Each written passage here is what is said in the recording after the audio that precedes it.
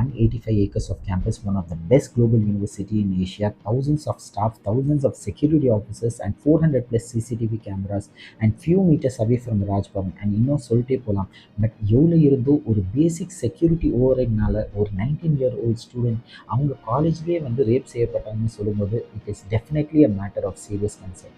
Exactly 23rd December 2024 evening ஒரு 8 PM அப்போ குணசேகரன் சொல்லிட்டு ஒரு அவுட் சைடர் ஒரு ஹிஸ்ட்ரி ஷீட்டர் அக்யூஸ்ட், அதாவது அந்த பர்சன் மேலே ஆல்ரெடி ஒரு 15 கேசஸ் ரெஜிஸ்டர் ஆயிருந்துச்சு, including multiple robberies and one sexual assault. இந்த மாதிரி ஒரு அக்யூஸ்ட் வந்து கேஷுவலாக ஒரு செக்யூரிட்டி ப்ரீச் பண்ணி அண்ணா யூனிவர்சிட்டி கேம்பஸ்க்குள்ளேயே போயிட்டு ஒரு செகண்ட்-இயர்-ஓல்ட் ஸ்டூடெண்ட், அதாவது ஒரு 19-year-old ஸ்டூடெண்ட்டை வந்து த்ரெட்டன் பண்ணி ரேப் பண்ணியிருக்காங்க.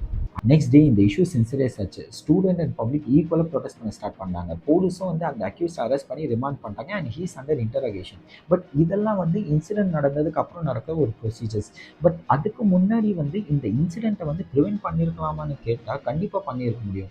பிகாஸ் இந்த இன்சிடென்ட் நடந்தது பப்ளிக் பிளேஸில் இல்லை, காலேஜ்குள்ளே, அதாவது காலேஜ் கேம்பஸ்க்குள்ளே. And management is equally responsible for this incident. Anna university கேம்பஸில் செக்யூரிட்டி சிஸ்டம் எஃபிஷியண்டாக இல்லை சொல்லிட்டு பல மாதமாக ஸ்டூடெண்ட் அங்கே ப்ரொடெஸ்ட் பண்ணிட்டு இருந்தாங்க. இதை ப்ராப்பராக ரெக்டிஃபை இல்லை சேனலைஸ் பண்ணியிருந்தாலே வந்து ஒரு அவுட் சைடர், அதுவும் ஒரு கிரிமினல் வந்து ப்ராப்பர் என்ட்ரி பாஸ் இல்லாமல், அதுவும் ஆஃப்டர் 6 PM ஒரு ப்ராப்பர் ஐடி இல்லாமல் கண்டிப்பாக வந்து உள்ளே வந்திருக்க முடியாது. ஒரு சைடில் இந்த இன்சிடென்ட்க்கு காலேஜ் மேனேஜ்மெண்ட் ஈக்குவலாக ரெஸ்பான்சிபிளாக இருந்தால் கூட, இன்னொரு சைடில் போலீஸ் ஆஃபீஸர்ஸ் வந்து போலீஸ் ஸ்டாண்டிங் ஆர்டர்ஸ் சொல்லிட்டு ஒரு ரூல் புக் ஃபாலோ பண்ணுவாங்க. அதில் ஹிஸ்ட்ரி ஷீட்டர்ஸ், அதாவது மல்டிபிள் கிரைம் ரெக்கார்ட்ஸ் பண்ண ஒரு அக்யூஸை வந்து ரெகுலர் வாட்ச் லிஸ்ட்டை அண்ட் கண்டினியூஸ் சர்வேலன்ஸ் பண்ணிருப்பாங்க. அண்ட் அவங்க மேலே ரெகுலர் ரிப்போர்ட்ஸும் ஃபைல் பண்ணுவாங்க.